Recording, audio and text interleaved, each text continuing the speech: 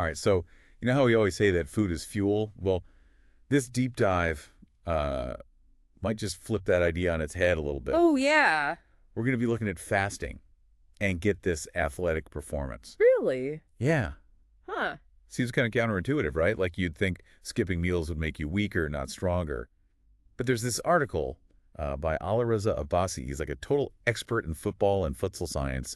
And he's suggesting that fasting, when done right, could actually be good for athletes. So we're talking about like actually improving performance by not eating. Exactly. It's wild, right? So today we're going to deep dive into Abbasi's perspective, see what the science says, and explore how athletes can navigate this whole fasting thing while still staying at the top of their game. This should be interesting. Yeah.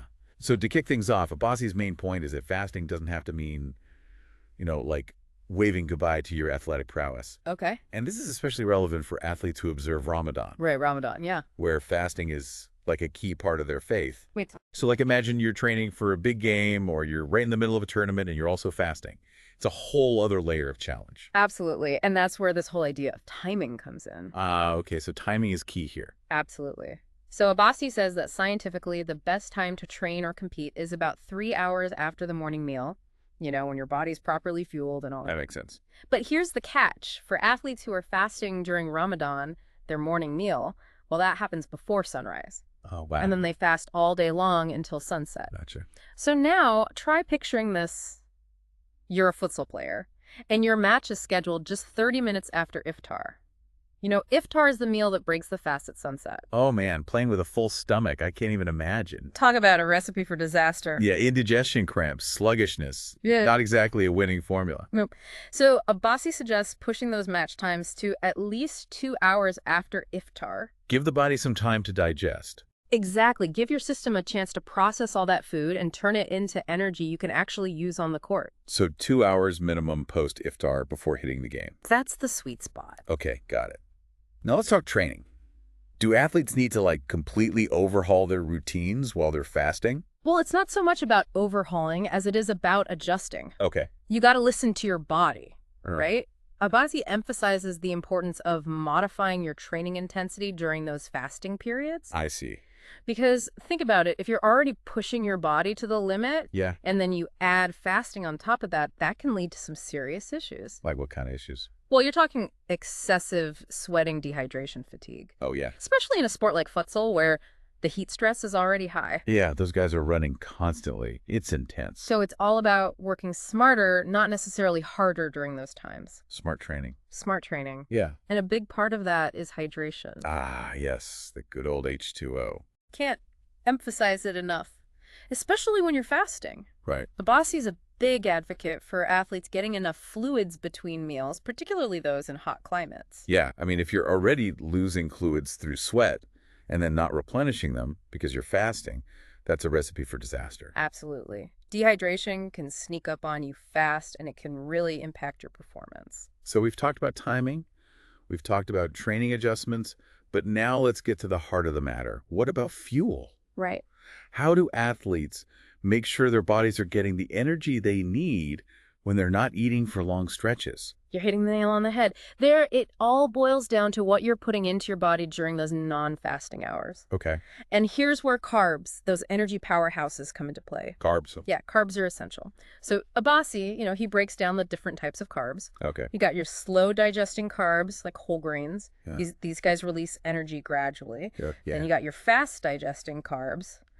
Your sugary snacks, they provide a quick burst of energy. Like a shot of espresso for your muscles. Exactly. And for athletes, finding the right balance of both types of carbs is key. So you're saying it's not just about eating carbs, it's about eating the right carbs at the right times. Exactly. It's all about timing and making sure you're fueling your body in a way that supports your training and performance goals. Okay. And I got to say, I've dabbled in intermittent fasting myself. Oh, yeah. And those hunger pangs, man, they're no joke. Yeah, they can be tough. And it's one thing to deal with them when you're just going about your day. Right. But when you're pushing your body physically, it's a whole other level. Absolutely. So how do athletes deal with that without, bonking completely? That's where this concept of glycogen depletion comes in. Glycogen depletion. Yeah, it's like imagine your car sputtering when it's running on fumes. Uh-huh. That's kind of like what happens to your body when you don't get enough carbs.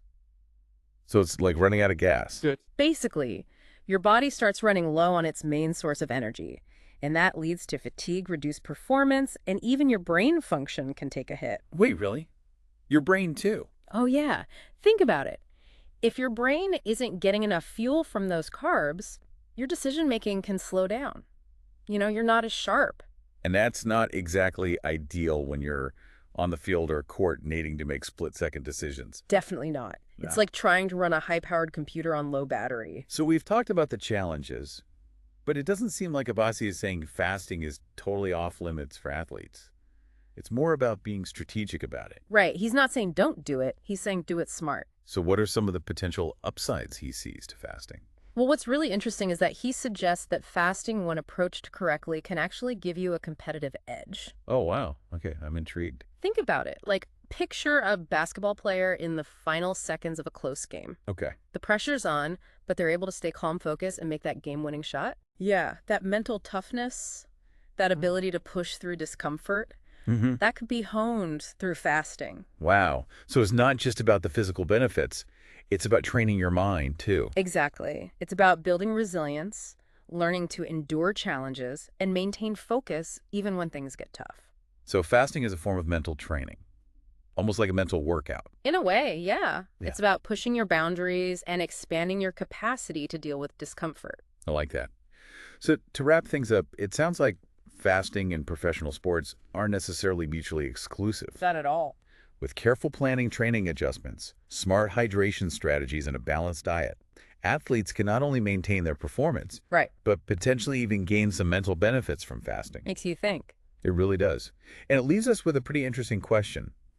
Could those mental benefits that increase discipline, focus, and patience actually translate into a competitive advantage for athletes in certain situations? It's a fascinating idea, It right? is something to ponder, for sure. Definitely food for thought. And on that note, we'll wrap up this deep dive. But as always, keep those brains buzzing, and we'll catch you next time. See you later. Bye.